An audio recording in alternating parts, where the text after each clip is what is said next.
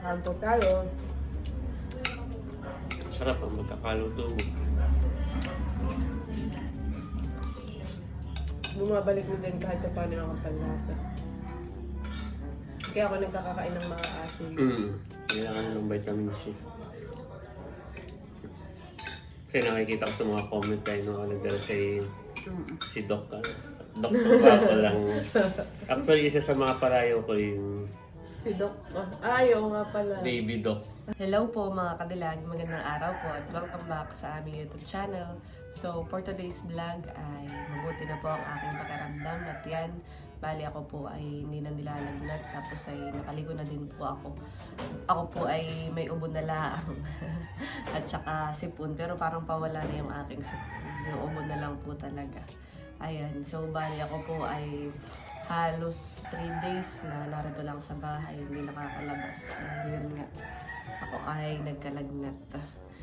Siguro ay dahil nga sa panahon po at pabago-bago at saka parang uso talaga ngayon yung mga trangkaso o yung lagnat. Ilang days din po akong hindi nakapag-vlog. Itong last upload namin kahapon po na i-upload ay si Lugs ang nag-vlog. Dahil yun nga, nung Monday po ko simulang nagkasakit. Hanggang ngayon na yan, medyo okay naman at saka hindi na ako tilalagnat. Kahapon ay ano na lang, konti na lang, yung parang alim-im po ang tawag dito sa amin. Pero ako po umiinom pa din ng gamot at para tuluyang mawala. Bali, ubo na lang po ang meron ako ngayon. Halata pa din po sa boses. At ngayon po ay hindi maulan pero hindi rin po mainit, makalumlim po. Kaya yan, kaninang umaga ako yung nagpaplano din sana mag-vlog. Kaya lang ngayon nung umaga, akala ko yung ulan gawa ng walang araw. Madilim ng kalangitan. Ayan, at ako po ay narito lang sa kwarto. Nakaroon akong linalabas. Kahapon ay birthday din po ni Ate Kadimpol, hindi ako nakapunta. Pero kaninang umaga po ay pumunta dito si Lugs at nagdala nung sharon. Yun daw po ay pinabalot ni Ate Hysen sa kanya. Si Lugs po yung pumupunta dito bago siya pumasok at minsan ay pagkatapos po ng office niya. Ngayon po ay mag-aalas 4 na ng hapon at yan. Madalim po ang kalangitan. Kaya kanina ako hindi nakapagdagat. Siguro bukas na lang kapag mainit. Para makapagpaaraw at makapaglakad po bukas sa dagat. At ngayon po ay ako po yung merienda. Yan, si mama po ay naglaga ng saging. Yun po yung galing Kalamilot nung minsan yung pong bigay sa akin ay hinog na daw po.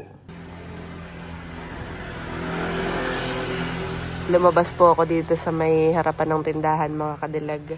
At ako po ay kumuha na din itong nilagang saging, makapagmerinda. Tapos ay may tubig eh. Si mama po tsaka yung mga bata ay nagmerinda na din. Ay si Talambo, nabigyan mo baga saging si Talambo. Oh, bye day. May... Oh, kumuha kayo.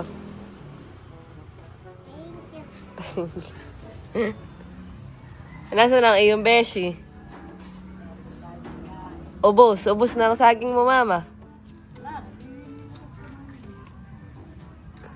Merinda na pala kayo. Nakain na po ako ng saging. Naglipat ako dito sa may payong.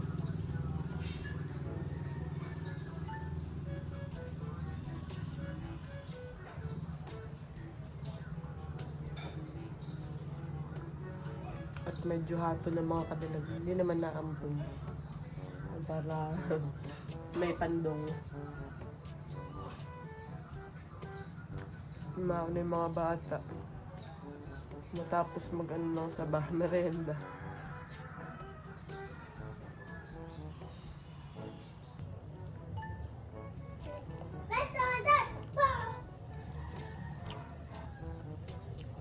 Paubos ko na po itong saging. Dalawa lang ang aking kinuha. Mabigat sa tiyan.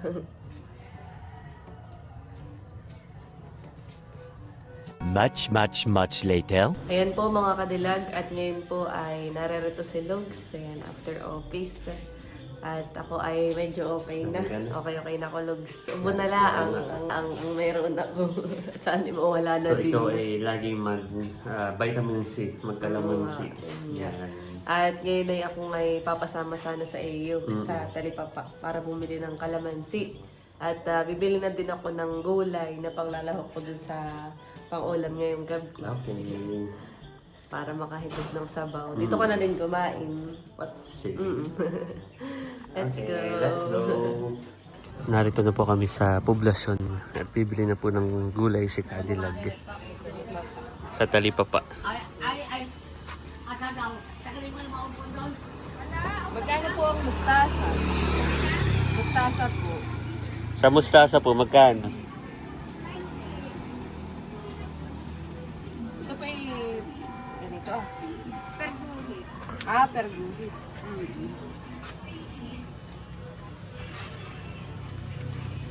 Mukhang kakapitan. Oh, fresh.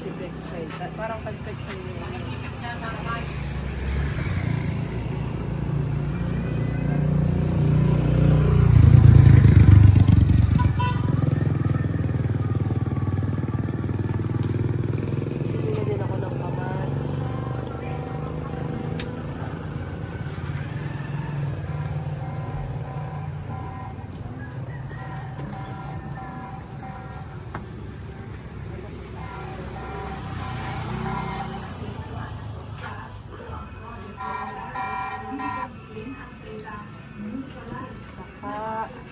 Yan, kalamansi. Para sa iyong ubo.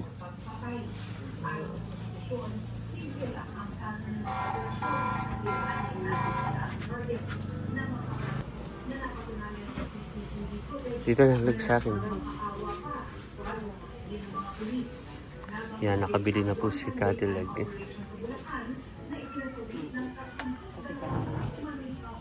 Wala naman ang bibili. Nakabili na po ako at kami po ay pauwi na. Tara. Lapit lang po ito sa bahay. Nandito na po kami sa bahay, dito po sa kusina at ako po ay magluluto na. Ito po yung ating isda na isisigang. So, meron din ditong, ito yung binili sa Talipapa. Kamatis at saka gulay. Tapos ay yung kalamansi. Pwedeng pampiga. Tapos ay iinumin ko mamaya yung iba. Ay magtitimpla. Ikaw ay harabi. Harabi juice sa pagkatawag doon. Harabi. Hugasan ko muna itong mga to. Nahugasan ko na po yung gulay at saka kamatis. Ganun din po yung isda. At yan, akin na pong hiwain itong mga ilalahok ko sa sinigang. Naghihiwa na po si Cadillac. Mabilis lang ito. Parang ayokong lahatin yung mustasa at parang gusto ko magkilaw ng kaunti. Kaunti lang naman. Namimiss ko na. Yung kaunti ay kinilaw. May favorite.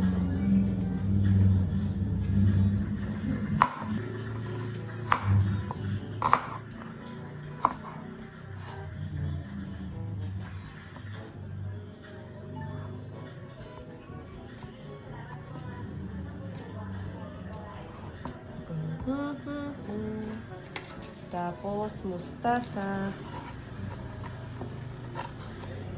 Naku, ang masarap na mustasa ay dun sa may malapit sa Analinghan. Oo. Yung dating gulayan din ni tatay. Siya nga. Oo.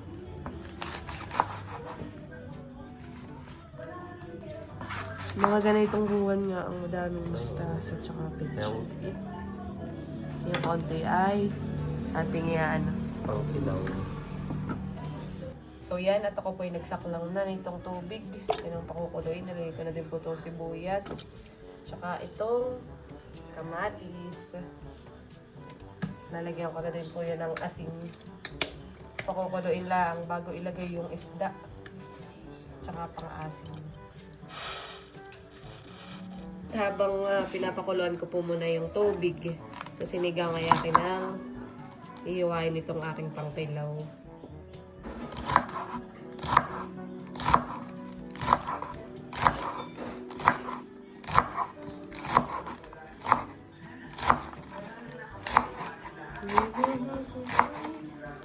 May fave. Para siyang, para sa akin, parang atsara. Ayan. Ganun yung ano, effect. Effect. Titimplahan ko lang ito ng suka, asin, kasi dali na.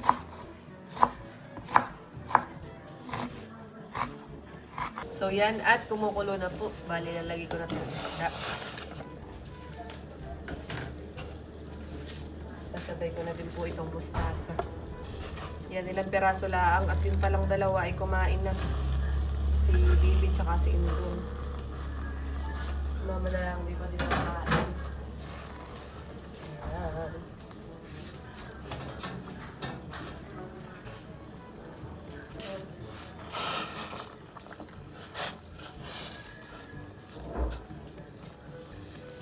Ayan, at lagyan natin ng sinigang sa isda.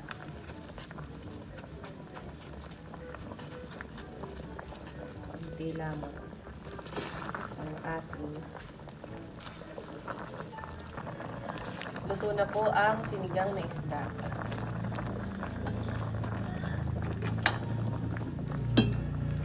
Hindi na kumain. Ito ko po ay nakapaghain na. Ayan, ito na po yung aming pagkain ni Lugski. Kain na. Upo ka na, Lugs. Kain na po. Ano ba kakain na ni Lugs? Nagbimpla na din ako na itong kalamansi. Buti ito ang niluto mo. Ay good ito para sa iyo. Para makahigop ka ng may sabaw. Nanunong si Mama. ng MMK. So, buti ikaw ay magaling na. Ako pa naman ay next week ay paluwas. At ako ay papunta ng Umiray. Isang linggo ako doon. Oh. Ay, oo naman. Umiray po ay kapag po by land ay halos 12 hours po ang biyahe namin. So baka kami ay mag-by land.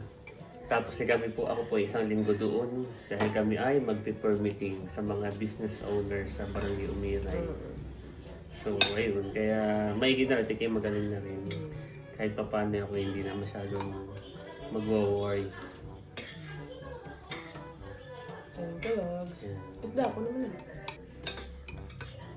So, yung ano, kanya lang. Nagtato na lang naman dito nakain. Si Mama yung kumain na, kumuha. Si doon na kumain na habang nanonood. Sabaw, Logs. Sarap pa rin. Bakit? Yung kinilaw.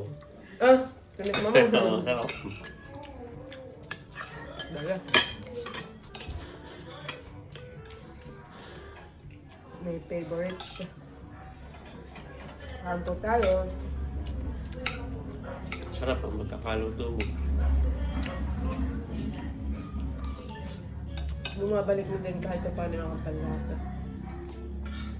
Kaya ako nagkakakain ng mga asin. Kailangan ng vitamin C.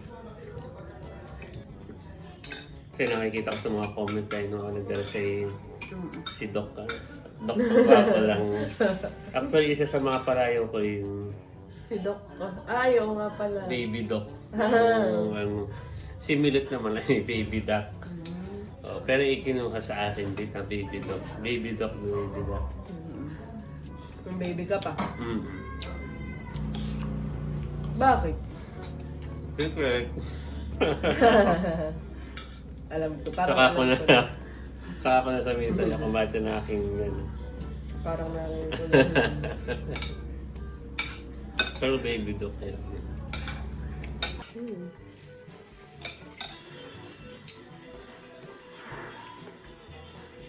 Sarap pa rin.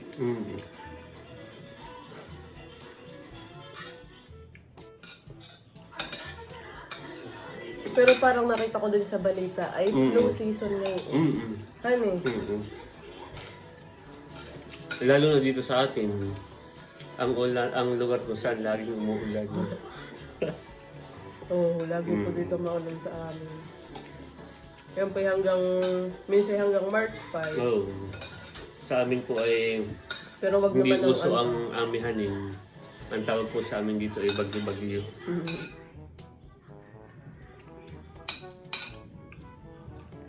Sarap itong fresh itong isda.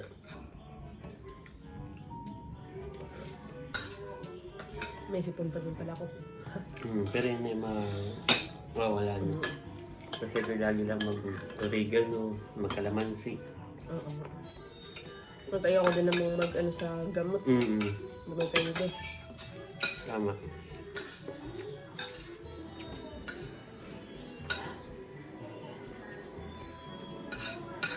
Sarap. Sarap. Yung luto.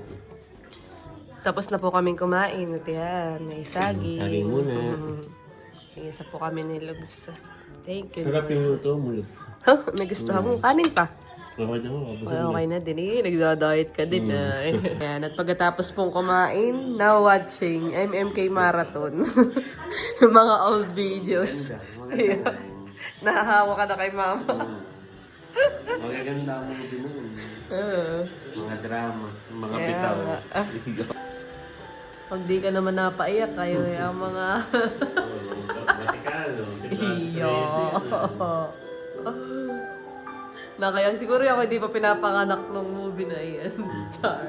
Matagal na yun. Oh, at bata pa si Gladys ayun. Ang mga pinapanood ni mama. Mga old movies.